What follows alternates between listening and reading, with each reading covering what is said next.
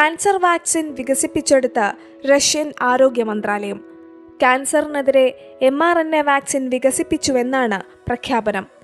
Russian ആരോഗ്യ മന്ത്രാലയത്തിന് കീഴിലെ radiology medical research centre general director Andrey കപ്രിനാണ് ഇക്കാര്യം അറിയിച്ചത്. വാക്സിൻ 2025 ആദ്യം തന്നെ രോഗികൾക്ക് സൗജന്യമായി വിതരണം ചെയ്യുമെന്നാണ് പ്രഖ്യാപിച്ചിരിക്കുന്നത്.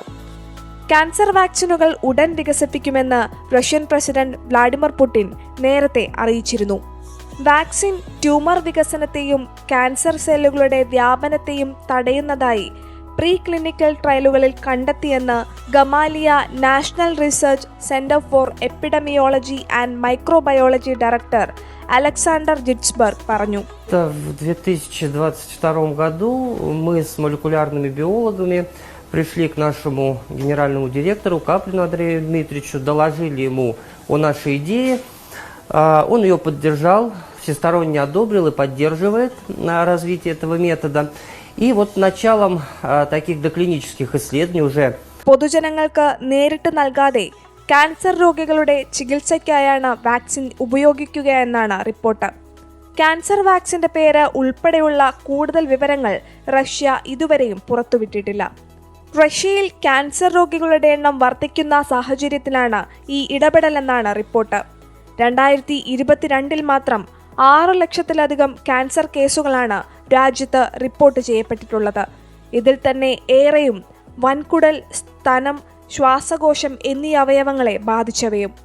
വാക്സിനുകളുടെ രൂപഘടന കണ്ടെത്തുന്നതിനുള്ള നീണ്ട പ്രക്രിയ ആധുനിക സാങ്കേതിക വിദ്യയുടെ ഉപയോഗത്തോടെ 1 മണിക്കൂറിൽ താഴെയായി ചുരുങ്ങിയെന്നാണ് റഷ്യൻ വാക്സിൻ പദ്ധതികളുടെ മേധാവി അറിയിക്കുന്നത്.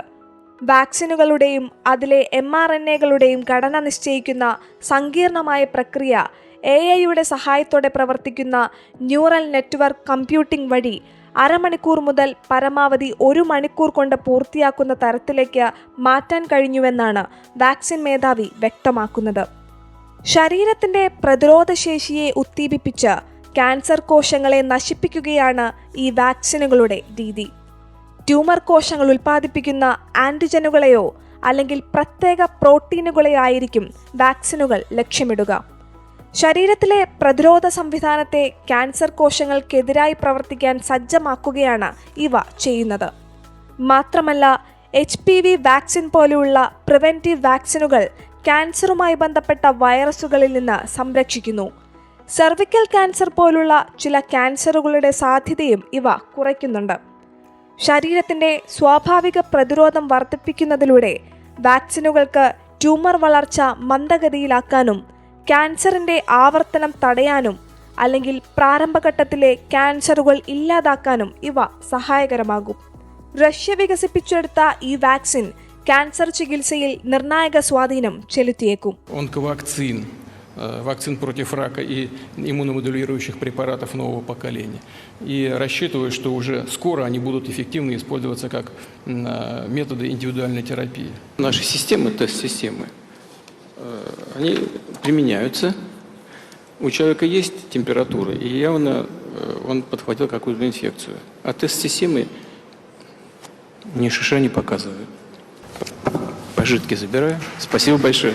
Всего хорошего.